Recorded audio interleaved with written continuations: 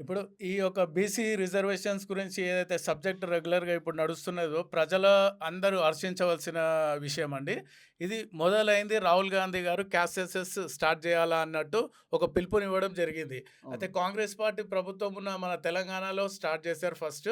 అప్పుడు మన మహేష్ కుమార్ గౌడ్ గారు చొరవ తీసుకొని దాన్ని బీసీ కమిషన్ నిరంజన్ గారి ద్వారా క్యాస్ట్ సెన్సస్ ప్రతి ఇంటికి ఎళ్లి సర్వే చేయడం జరిగింది. కమిషనర్ చైర్మనే ఎళ్లి చేయడం గూడా సందర్భాలున్నాయి. అయితే ఈ యొక్క జరిగేది ఒక మంచి సూచన. దీన్ని ప్రతి ఒక్కరూ హర్షించి దాన్ని సపోర్ట్ చేయవలసిన అవసరం ఉంది. హ్మ్. ఎందుకంటే హైయెస్ట్ పాపులేషన్ బీసీదున్నది. హ్మ్. బీసీదున్నది కాబట్టి ఇప్పుడు మనం యువకులున్నారు. చాలా మటుకు సీనియర్స్‌ని పక్కకు పెడుతున్నారు. ప్రతి ఒక్కరు పార్టీకి అతీతంగా సీనియర్స్ పక్కకు పెట్టి యువకుల్ని ముందుకు తీసుకొస్తున్నారు.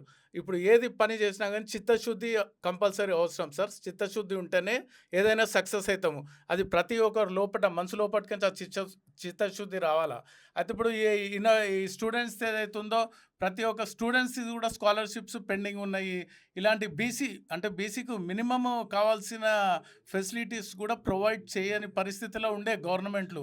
అలాంటప్పుడు ఇలాంటి పరిస్థితి ఎందుకొచ్చింది? అవి చేయండి ఫస్ట్. చిన్న చిన్న మినిమమ్ కావాల్సిన ఫెసిలిటీస్ ప్రొవైడ్ చేయాలా. ప్రజలకు ప్రొవైడ్ చేయాలా. యూత్ అంటుర్రు. సీనియర్‌లను పక్కకు యూత్‌ని ముందుకు తీసుకొస్తున్నప్పుడు యూత్‌కి మీరు కనీసం ఇచ్చే స్కాలర్‌షిప్పే ఇవ్వడం లేదు. హ్మ్. అలాంటప్పుడు ఆ బీసీలకు మీరు ఒక్కొక్కటి న్యాయం చేసుకుంటూ ఎళ్ళండి.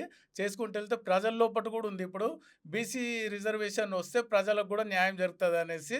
ఎందుకంటే కానీ ఇంతకుముందు లెక్క తెలంగాణ పోరాటం చేసి తెలంగాణ వచ్చినంక తెలంగాణ వాళ్ళని పక్కకు పెట్టడం అలా గాకుండా ఇప్పుడు బీసీ గురించి కొట్లాడుతుర్రు కాబట్టి బీసీలకు న్యాయం జరగాల. ఎప్పుడైతే బీసీ రిజర్వేషన్ ప్రతి ఒక్కరు ఆమోదించి ఇది ముందుకు సాగిస్తే దానికి రిజర్వేషన్‌తోని ప్రతి ఒక్కరికి గూడా రైట్. బెనిఫిట్ అయ్యే రైట్. అవకాశాలుంటాయి.